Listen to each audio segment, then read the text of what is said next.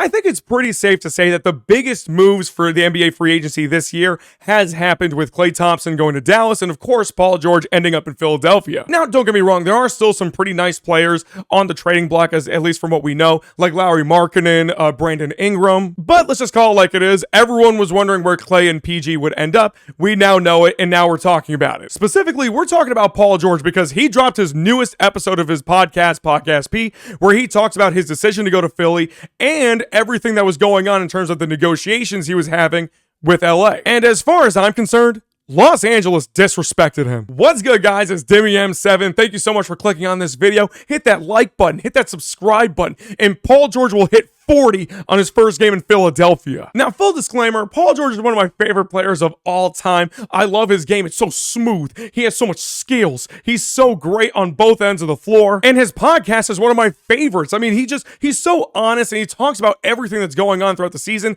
everything that's going on in his head, how he's feeling. And I love that. I love that honesty. I love that sort of peek behind the curtain. And today he dropped his newest episode talking about the contract negotiations that was going on with Los Angeles before he ended up deciding to go to Philly.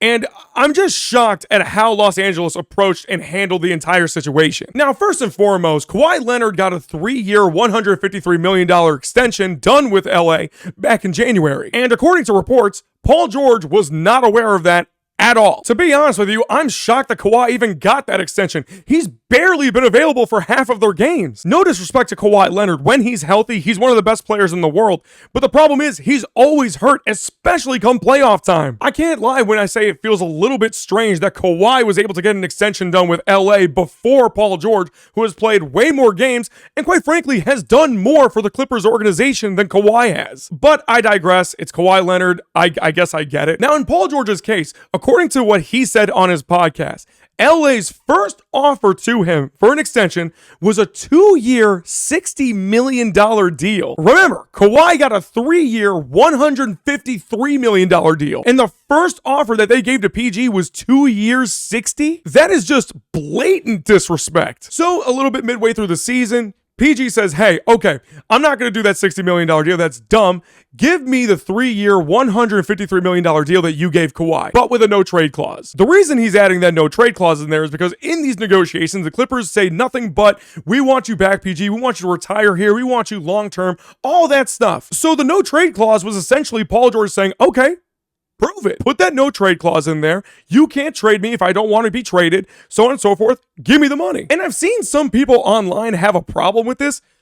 Why? As far as I'm concerned, PG is completely in the right for asking for that no trade clause. If you guys are serious about me wanting to be here long term to retire as a Clipper, you guys keep telling me that you want me here for the long term as part of your plans to win a championship, all that stuff. If all that's true, prove it. Put the no trade clause in there. The Clippers said no, and that's when Paul George was like, okay, give me a 4-year deal, $200 million or whatever it was.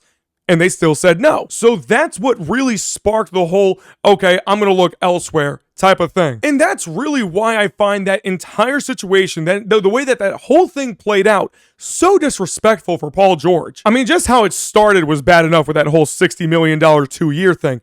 But as those negotiations played out, again, this is coming from Paul George, and I don't see any reason why he would lie or bloviate about any of it. I'm taking the guy at his word with what he's saying about how everything happened. And it just feels like LA was much more persistent in getting a deal done with Kawhi Leonard first, before Paul George, when it was Paul George that got them to the Western Conference Finals. It was Paul George that ended up breaking their 3-point record. It's been Paul George who has been more available for this team than Kawhi, and it's really not close. Now, let me be clear. Injuries are injuries. I know you can't control that, but all I keep hearing online and through the media and all these sports channels is that the best ability is availability.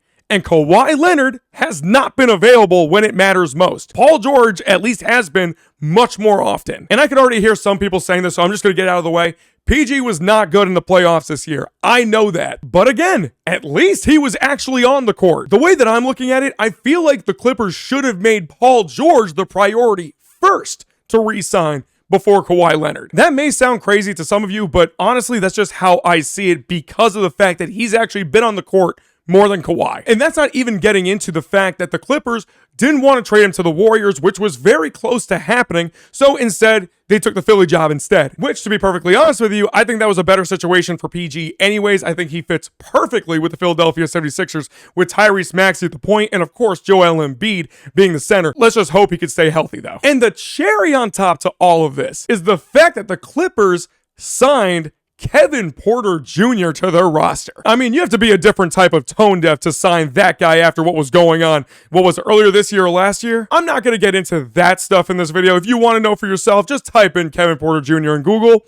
You're welcome. But yeah, look, I don't really know where the Clippers end up anymore. Like, I don't really think they're title contenders with the team that they have. They're probably not going to have Westbrook anymore. They did re-sign James Harden for some reason. But now that PG isn't there, I really don't see them as a true title contender. Whereas with Philly, they could make a lot of noise in the Eastern Conference. They've made some really good moves, and I'm very excited to see how it all comes together. Not to mention number 8 for Paul George, honoring Kobe Bryant, the legend. And yo, are those black classic Sixers jerseys coming back? Because you already know I'm copying one easy. But anyways, that's just what I think about all this. Let me know in the comments what you guys think. And of course, until next time, peace.